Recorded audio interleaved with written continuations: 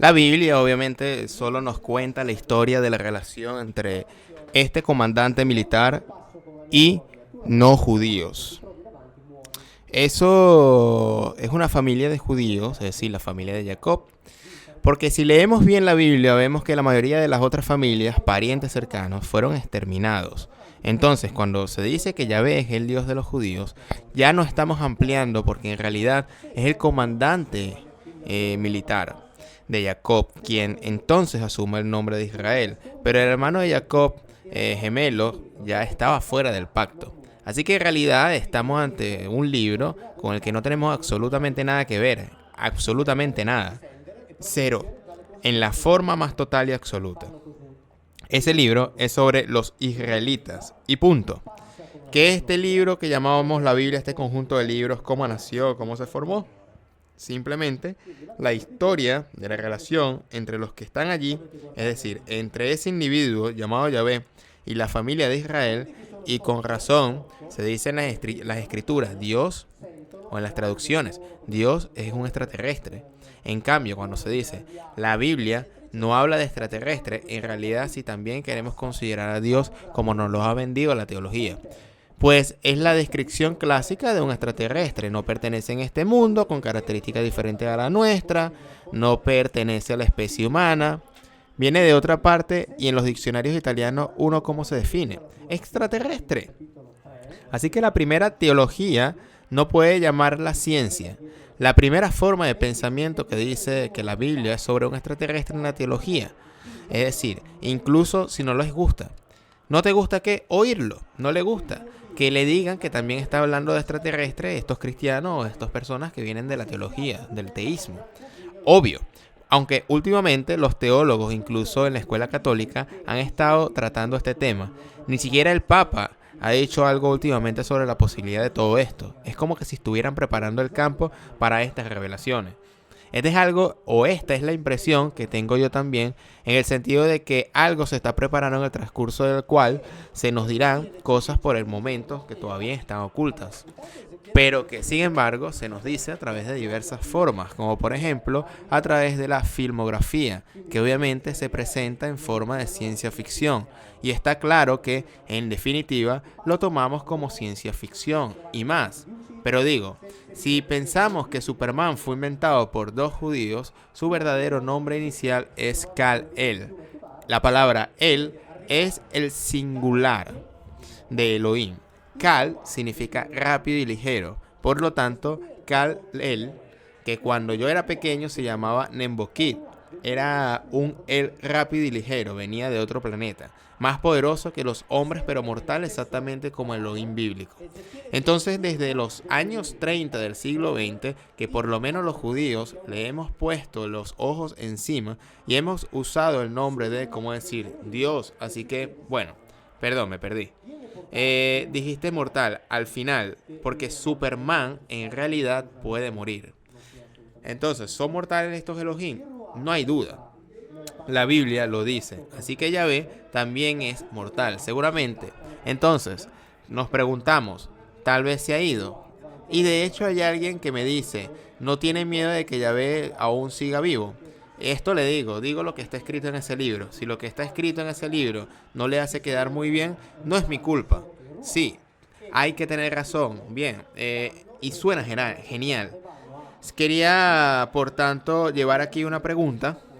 Me salgo de la Biblia enseguida porque leí, lo encontré en internet y reconozco que la cifra definitivamente está equivocada sobre un nuevo plan de gastos de la NASA que provee un aumento de 519 millones de dólares con respecto al año pasado para investigación y búsqueda de forma de vida de otros planetas.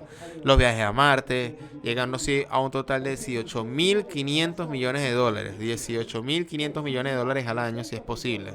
Y esto asombra.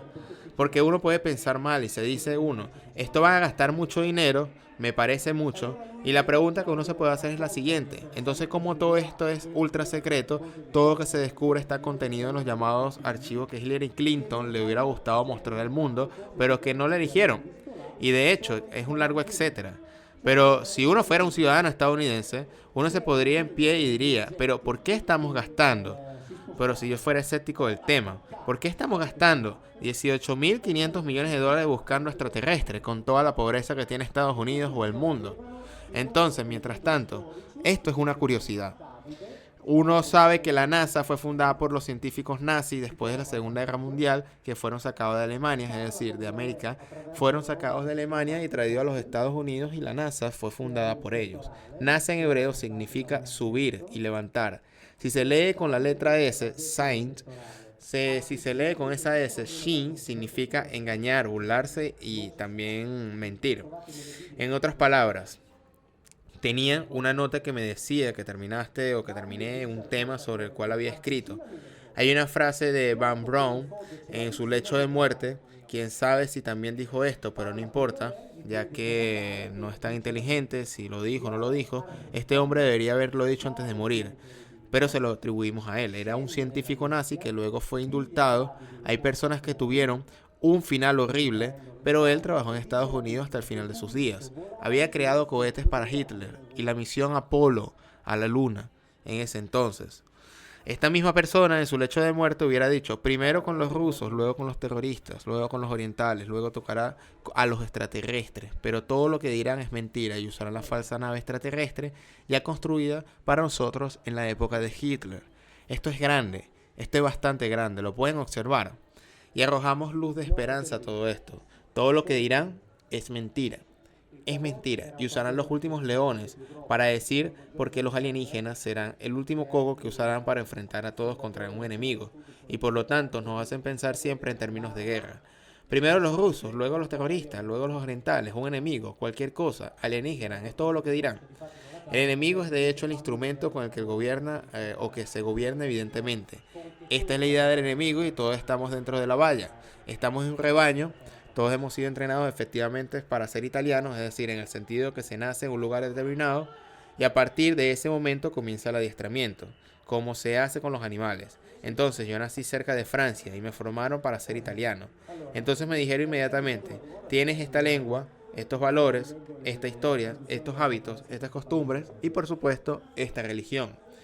Si hubiera nacido unos kilómetros más allá, me hubieran dicho, eres francés, tienes esta lengua, esta historia, estos usos, costumbres y también esta religión. Pero sí, por ejemplo, si naciera en la isla de Chipre, que se divide entre, digamos, la mitad baja de influencia de la cultura griega y otra pequeña parte más pequeña bajo la cultura turca, dependiendo de los metros, podría tener aquí una etiqueta amarilla que me diga, tú eres griego, con todo lo que sigue. Y unos metros más adelante, una etiqueta verde que podría decirme o etiquetarme como, eres turco. El caso es que el ADN es siempre el mismo. Pero el entrenamiento es tan efectivo que estoy absolutamente convencido que soy italiano. El adiestramiento es súper brutal. En realidad no son nada. Soy miembro de la especie Homo sapiens, como todos nosotros. Y que se haya sido entrenada para sentirse italiano. Más allá hay personas que han sido entrenadas para sentirse diferentes. Es decir, estamos entrenados dentro de las vallas y solo podemos pensar en salir de las recientes si nos damos cuenta de que estás en las vallas o que existen estas vallas. De lo contrario, no podrás salir.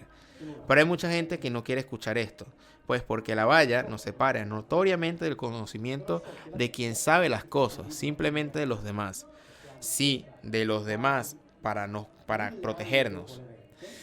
La gente tiene miedo, todos tenemos miedo de saber que nuestro padre es malo, de descubrir que Obama no merecía el premio Nobel de la Paz. Sobre todo, confía al principio, sí, esto es lo que dicen exactamente en la Toscana, cuando nos dan cosas como esta gratis.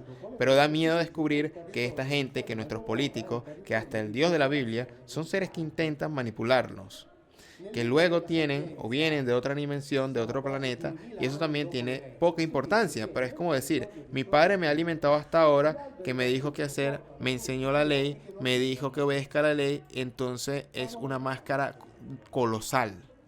Sí, pero tal vez, de hecho, sí, tal vez mi padre, que me formó para ser italiano, no era consciente de que él era parte de un proceso de formación que ha durado siglos.